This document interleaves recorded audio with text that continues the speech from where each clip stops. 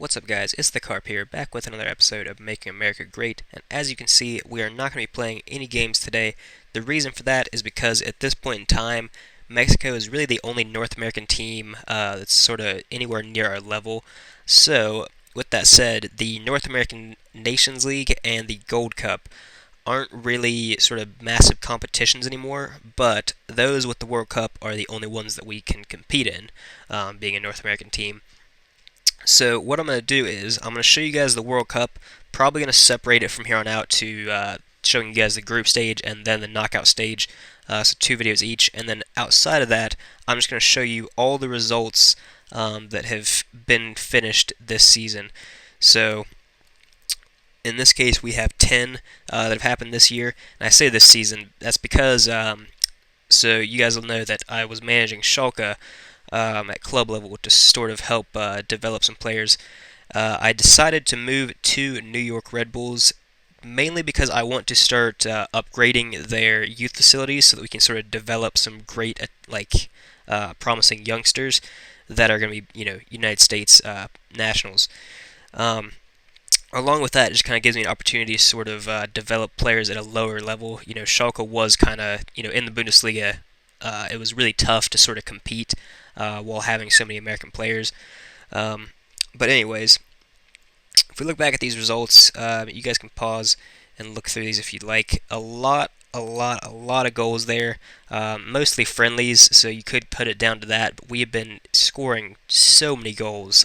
Unfortunately, did concede 4 against El Salvador to knock out our sort of clean sweep of wins. We did manage to beat Holland there, which was a nice win, and then Mexico, as you can see, to win our second Nations League.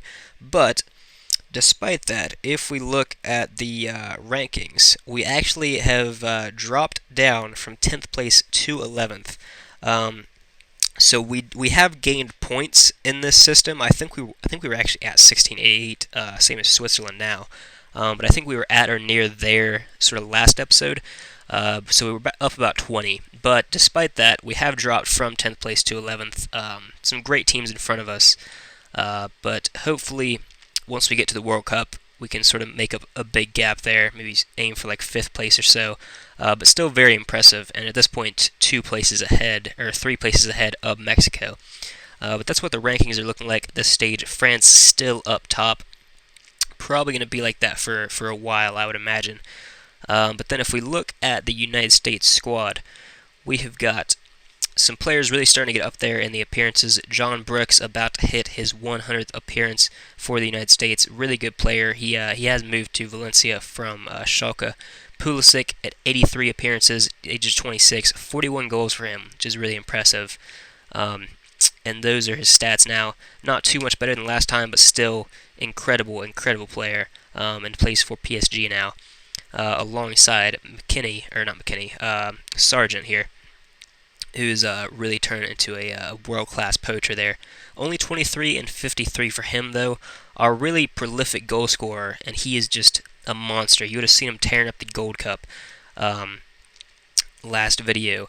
But 36 goals in 31 games, and a lot of those were in these friendlies. He scored a couple hat tricks along the way, and just an incredible player, pure poacher. You can see the highlighted stats, that are key for a poacher.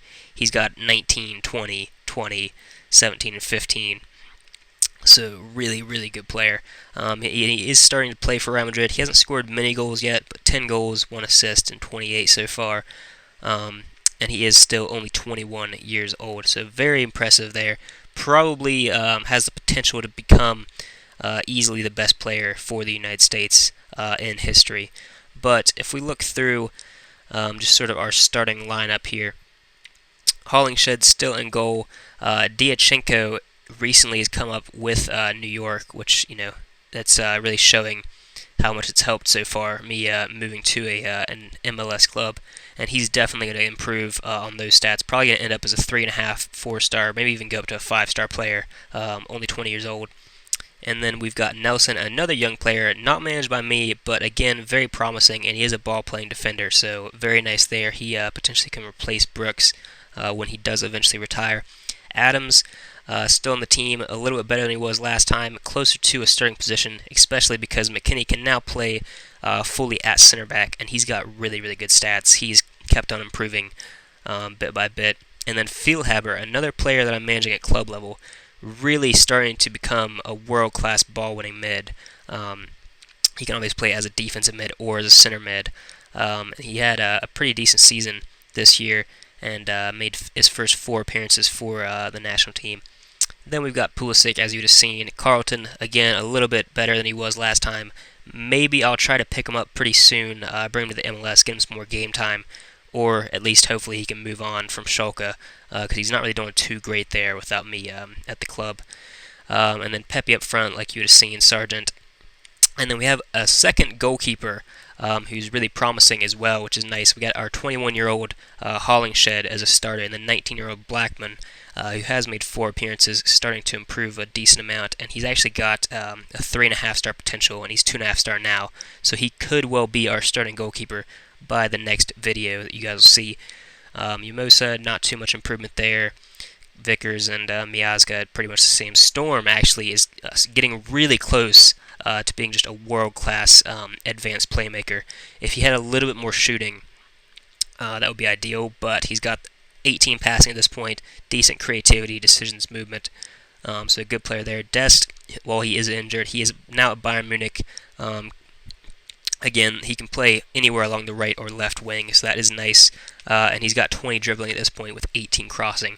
Been using him mostly as a substitute for the national team, but at this point he does have 6 goals in 34 appearances. I wish it would record their assists, over a long period of time, but unfortunately it doesn't. And then we have Busio, again, small improvements there. De La Fuente is about the same as the last time you'd have seen him. He's now got 9 goals in 24 games, and for some reason he's worth $43 million, but I'm not going to complain. Hopefully he will continue to perform at club and national level. He does put out a decent goal contribution given his stats. Then we got Campbell, a very promising 17-year-old player. He's a wonder kid at Real Salt Lake. So he definitely will be able to develop nicely there. He's got 19 stamina already, which is huge for a 17-year-old, and he's got great natural pace and aggression, so he's got some good potential. Only recently gave him his first 2 appearances. And then Reyna, he has continued to improve. Now at Liverpool, he's really starting to become a world beater at 22 years of age. He hasn't started really banging in the goals, but you can tell it's coming with the stats that he's getting up to. And then the last couple of players here, Vasilev, not too impressive, a little bit better than last time. And then Haji Wright, only made 2 appearances. Recently, he's made a few appearances for the U21 team, but he has pretty decent stats at 26. Surprisingly, that he would improve on those at that age, but a decent backup option.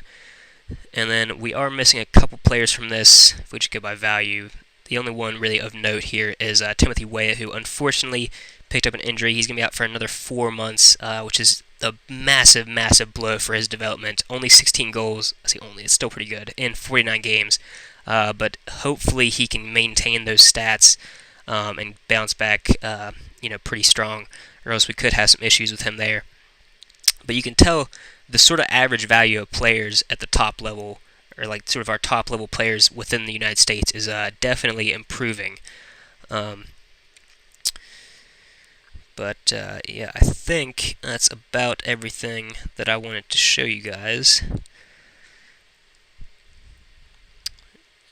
Let's see, we've got the fixtures.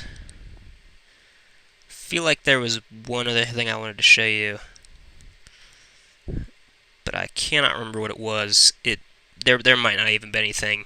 But anyways, that is going to do it for this episode. Again, you're just going to get a recap per year, and then I will play in the World Cup because that is the big tournament. But because of that, I'm probably going to be making these videos a little bit less frequently, so expect probably once per week for this series, and then I'll still be doing any other videos that I regularly do, especially the Football Manager experiments that I've started doing.